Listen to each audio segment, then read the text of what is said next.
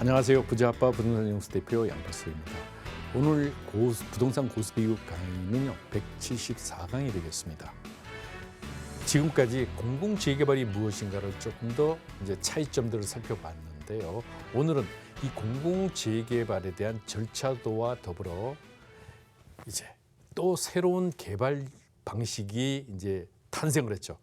바로 공공재개발과 이사 부동산 대책에 근거한 이 공공재개발이 새로운 정비 유형을 탄생시켰습니다. 그렇다면 이러한 새로운 정비 유형은 또 어떻게 다른가?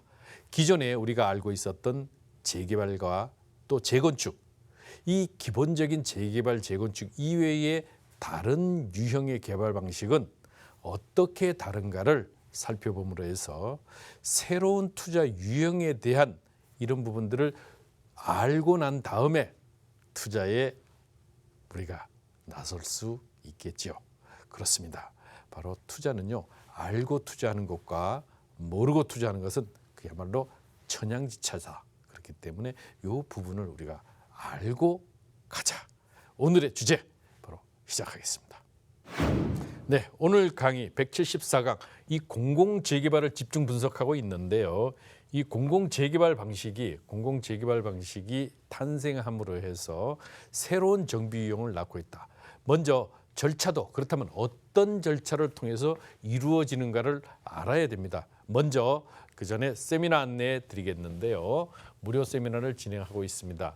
이 가로주택 정비 사업이 요 근래에 들어와서 많은 분들이 본격적으로 가로주택 정비 사업 그래 소규모 재개발이라 그러더라. 이 소규모 재개발에 서울 지역에만도 후보군이 2,000곳 정도가 되는데 그 많은 곳들이 이 새로운 정비 유형으로 탄생했다더라. 그러면 거기서 우리는 어디에 어떻게 투자하고 어떠한 과정을 겪어서 돼야 되는가를 바로 확인하실 수 있겠죠. 바로 이 세미나를 통해서 좀 더 성공적인 투자를 확인하실 수 있습니다. 뿐만 아니라 공공재개발이 화두이고 또 역세권 개발이 하두인데 단순히 공공재개발만이 아니고 이렇게 재개발의 형식에서 이 공공이라는 것이 가미된 것뿐이거든요.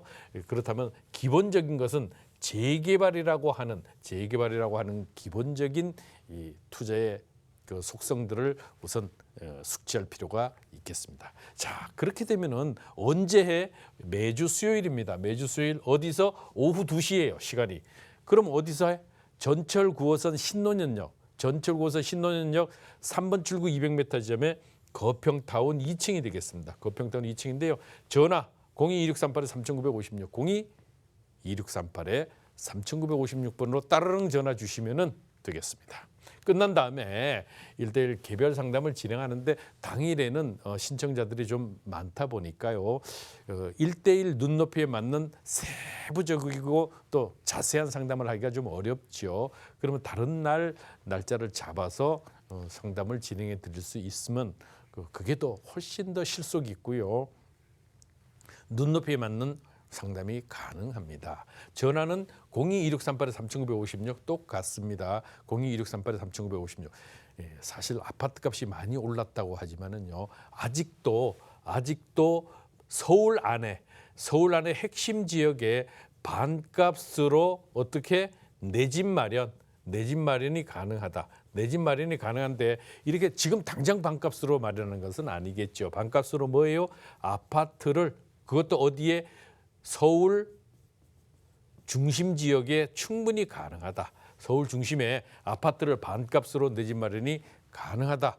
다만 시간이 걸릴 뿐이죠. 3년이냐 5년이냐 7년이냐는 차이만 있을 뿐이지 내 집 마련은 가능하다. 그것도 반값으로 가능하다. 자, 강의를 시작하겠습니다.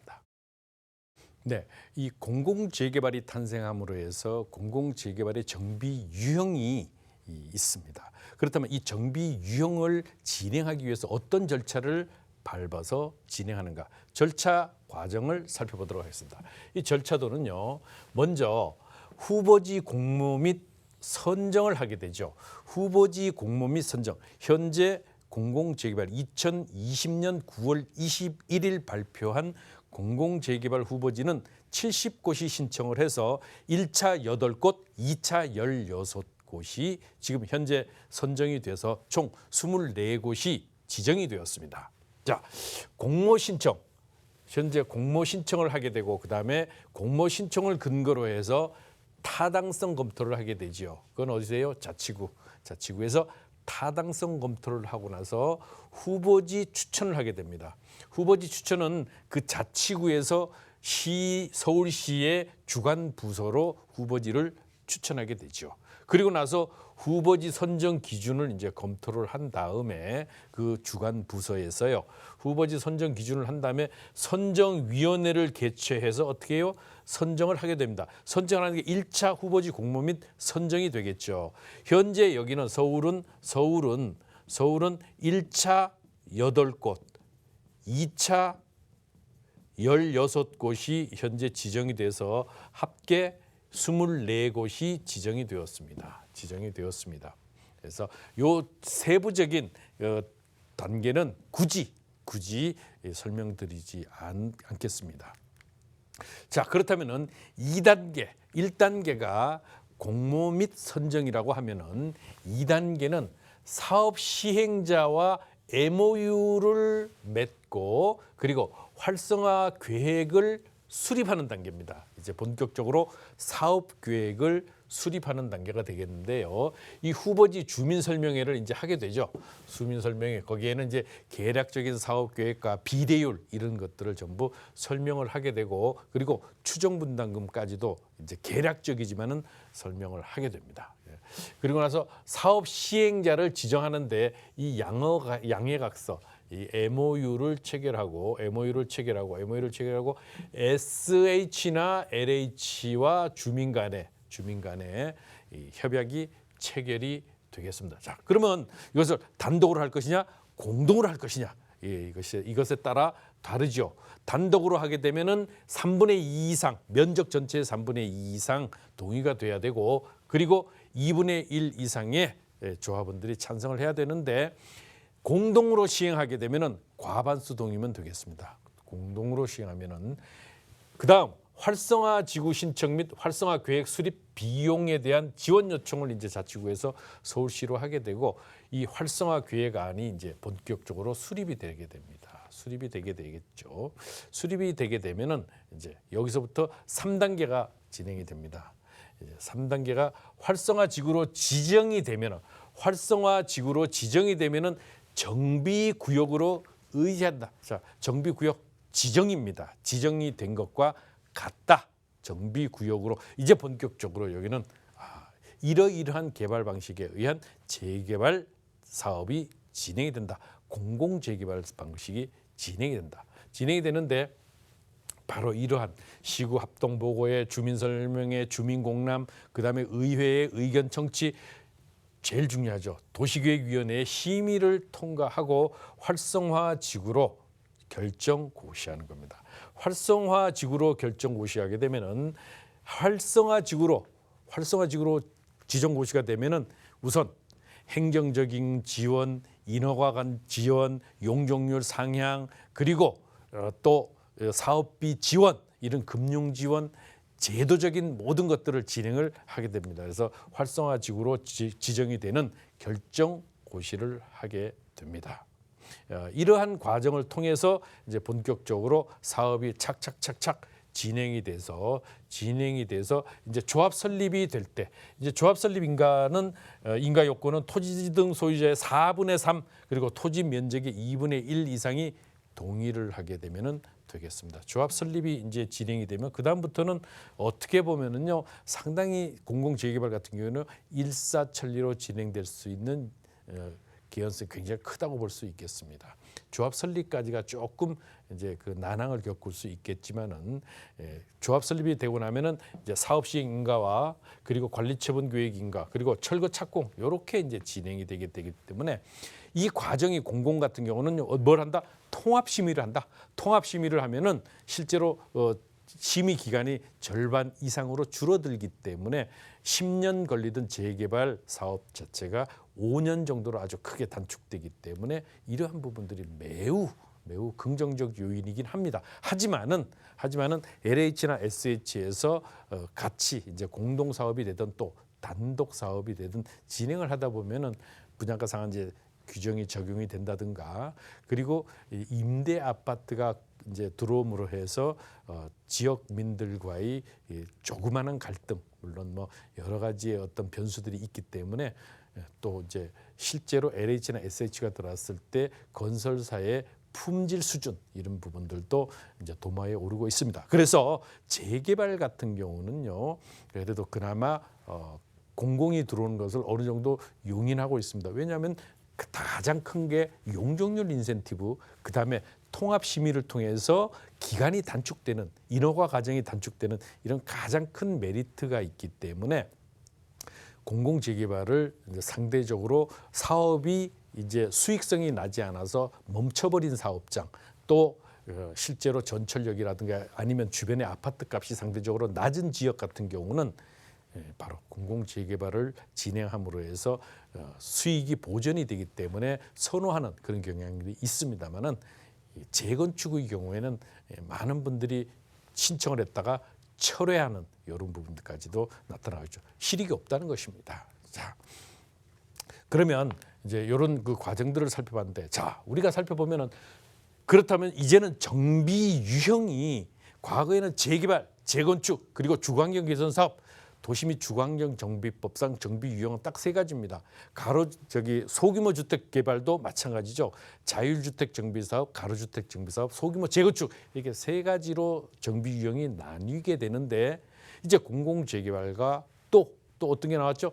이사 부동산 대책에 의해서 공공 재개발이 발표가 됐습니다. 여기에 의하면은 민간 재개발, 전통적인 민간 재개발 요것이 이제 기존의 방식이죠. 여기에다가 주거환경 개선 사업이 포함이 되면은 바로 도시 및 주거환경 정비법상 정비 유형이 됩니다.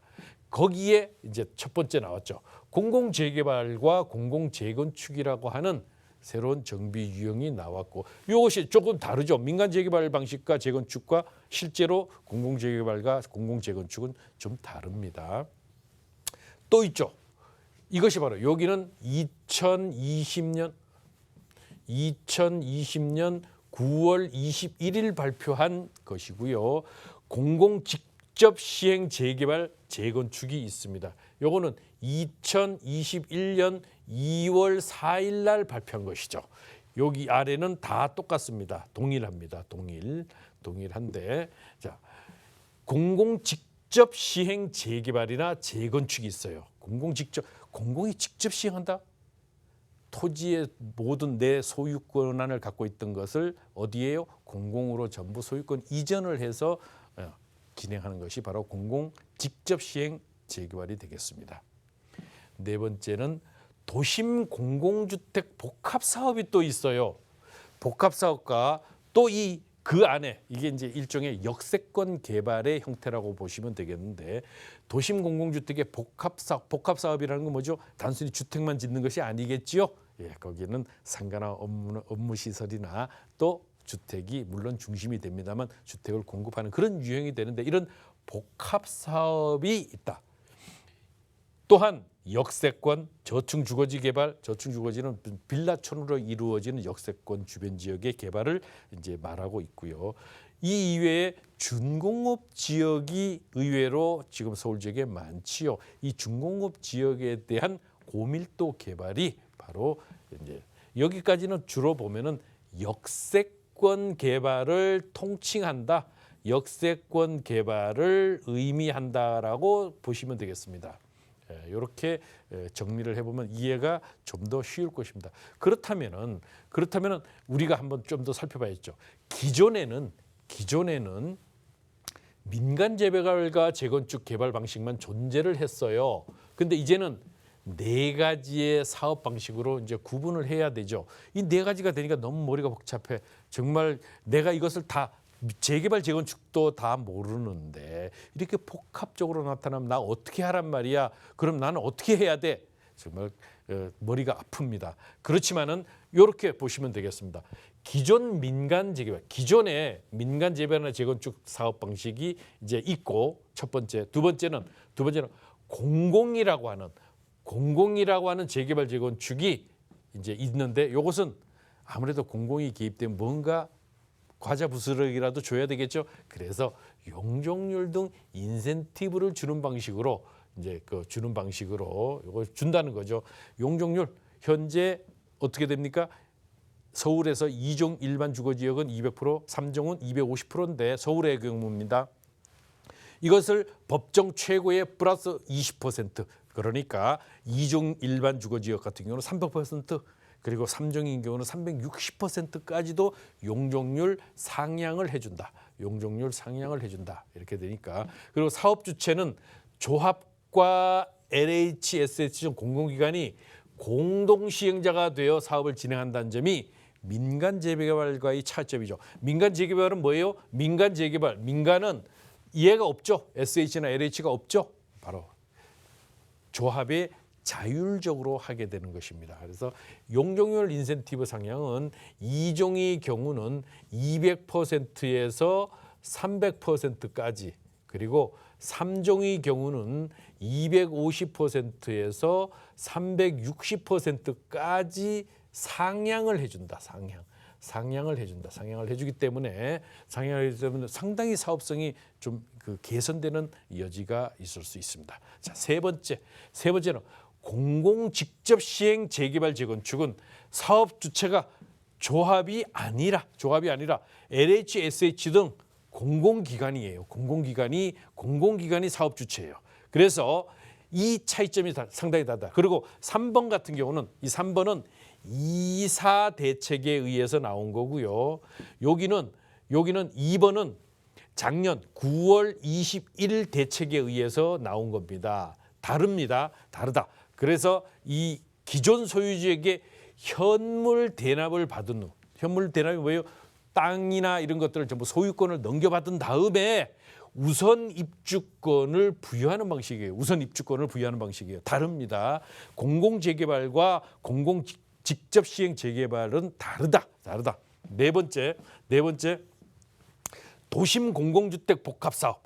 요거는 이제 역세권의 형태라고 말씀을 드렸죠. 사업 주체가 LHSH로 사업 방식은 수용을 하는 게, 이건 또 완전히 뺏어간다. 수용을 한 후 거주자에게 우선 입주권을 부여하는 방식이다. 거주자 중심이다. 요 거주자 중심이라는 거 꼭 유념하십시오. 거주자에게 우선 입주권을 부여하는 방식이기 때문에 요것 또한 마찬가지로 투자에 상당히 유념을 하셔야 된다.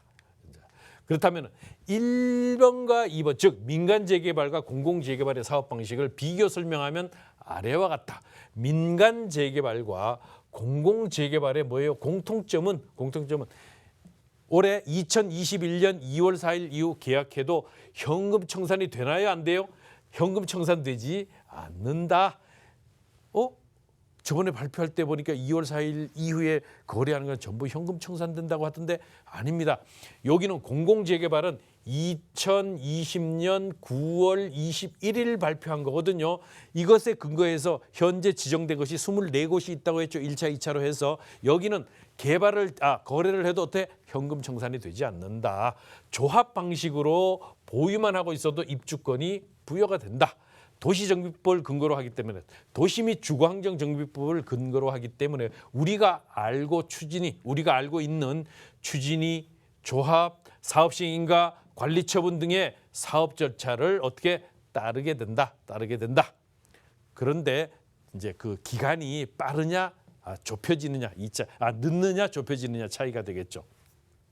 민간 재개발과 공공 재개발의 뭐예요? 차이점은 과연 무언가? 차이점은 민간 재개발의 사업 주체는 조합이에요.